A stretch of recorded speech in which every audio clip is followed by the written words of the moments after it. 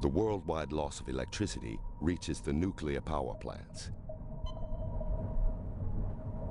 Automated systems detect the electrical grid is failing and they shut off the reactors.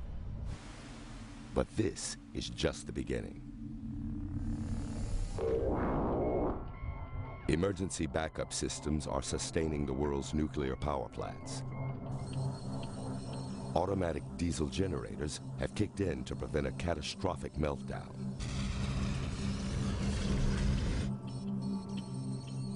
But the diesel fuel won't last forever. At nuclear power plants, emergency diesel generators started working as soon as the electricity failed. But without power, this building and hundreds like it will soon cause an unprecedented disaster. This is the spent fuel handling building, where radioactive fuel is stored in cooling pools after it's used to generate power. The pool is 30 feet deep and filled with 400 tons of spent nuclear fuel. The result of atoms splitting to create nuclear energy. And split atoms keep releasing heat and radiation. The spent fuel is contained in zircaloy tubes, and they're dangerous. If they're not kept underwater, they'll quickly heat up to 1,000 degrees. They need to be kept in flowing, refrigerated water for years before they cool off. Nuclear storage sites can be found all over the world. There are 75 in the US alone.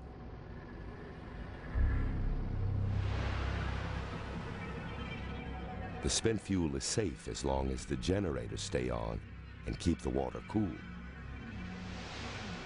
But if someone doesn't refill them, they'll grind to a stop. The power goes off for good inside the spent fuel buildings. The cool water stops flowing. The temperature starts to rise.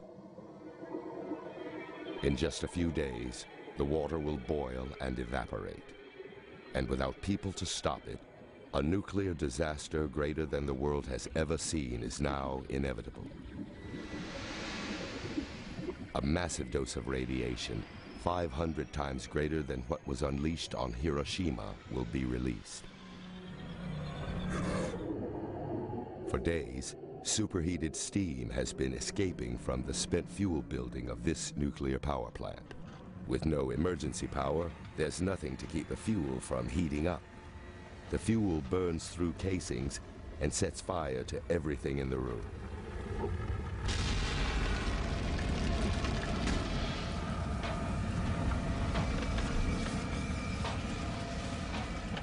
Radiation equal to 500 atomic bombs is about to explode.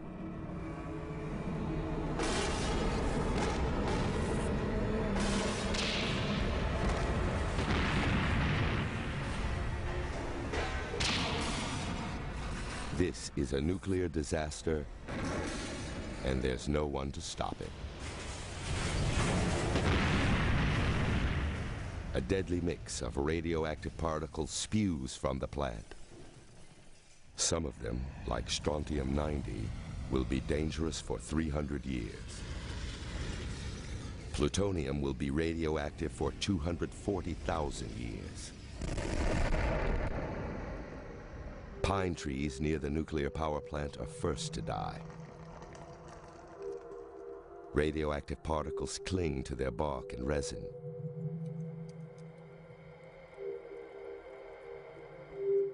Chlorophyll, which makes the trees green, is damaged, and as a result, they turn red.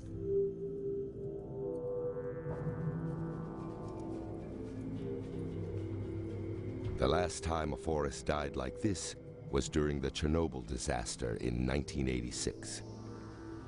Radiation contaminated an area of 50,000 square miles, the size of Alabama.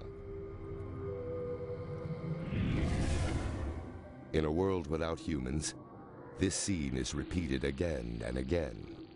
Nuclear power poisons the Earth we left behind. There are 6 nuclear power plants in Illinois. Radioactive smoke fills the streets of Chicago, the site of the world's first self-sustaining nuclear reaction.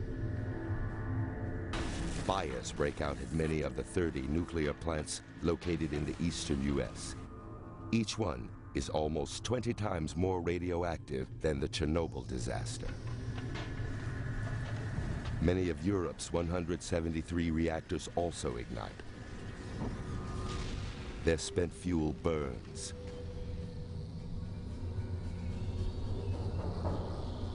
Carried by the wind, the radiation is an invisible poison that settles over thousands of square miles. If we were still on the planet, it would cause cancer in millions of people.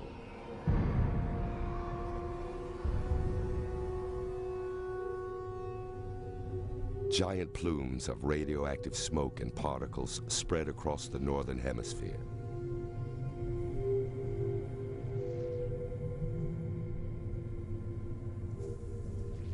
Winds push radiation away from the reactors in Europe.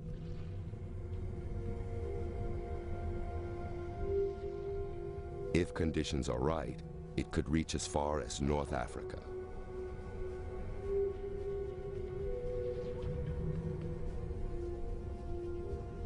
Radiation from some of Japan's 53 reactors drifts across the Pacific Ocean. The world's most remote islands are in its path. Rain washes much of the radiation from the sky, concentrating its deadly effects. Some areas become more deadly than others. Large animals flee areas where plants have died from radiation poisoning. But small creatures aren't as lucky. Many live on the forest floor, where leaves and soil are coated in radioactive particles. Radioactive beta particles can only penetrate half an inch into living tissue.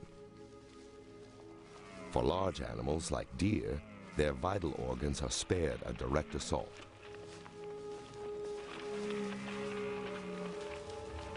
But it's different for small animals. Their organs aren't so insulated. Radiation cripples them.